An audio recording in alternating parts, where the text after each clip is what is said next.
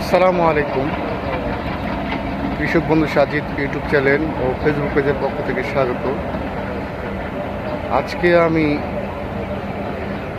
সিমের যে এই পাতা সম্পর্কে বলবো, যে এরকম পাতা কি কারণে হয় এবং কি সমস্যা হলে এই ধরনের পাতা তৈরি হয়, তো এইটাই আজকে বলবো। সেটা হলো, প্রথমে বলে রাখি, এই ধরনের পাতা তৈরি হতে মোজাইক দিয়ে শুরু হয়। মোজাইকটিকে সেটা বলি, মোজাইক রোগটি হচ্ছে আপনার যেমন জাপ পোকা, মাকড়, সাদামাছি, এই তিনটা পোকার আক্রমণে হয়ে থাকে। তো প্রথমত এই তিনটা রোগের ওষুধ আমরা প্রতিনিয়ত সপ্তাহে সপ্তাহে ব্যবহার করব। ব্যবহার করার ফলেও কিছু কিছু হয়, সেটা কিন্তু আপনারা মোজাইক ভাববেন না, সেটা হচ্ছে খাদ্যের অভাব,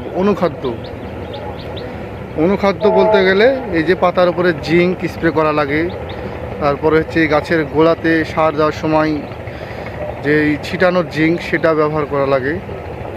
তো এগুলো করলে গাছটা ভালো থাকে এবং ওপরে ভিটামিন অনেক কিছু স্প্রে করা লাগে। এগুলো করলে এই সমস্যাটা হয় না। তাহলে মূলত আপনারা বুঝতে পারলেন এই রোগটা শুধুমাত্র যে অনুখাদ্য তা না, এটা দুইটা কারণও হতে পারে। এক হয় অনুখাদ্য হলে অনুখাদ্যের জন্য হতে পারে, আরেকটি হচ্ছে যে জাপ পোকা, মাকড়, সাদামাছি এগুলোর জন্যও হতে পারে।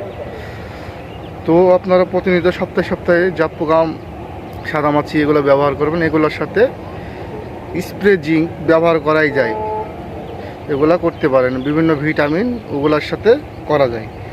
তো আপনারা প্রতিনিয়ত সাদামাছি, জাপ পোকা এগুলা ব্যবহার করবেন এবং এর সাথে অনুখাদ্যগুলা একসাথে মিশ্রিত করে গাছে স্প্রে করবেন, তাহলে এই সমস্যাটা আর হবে না।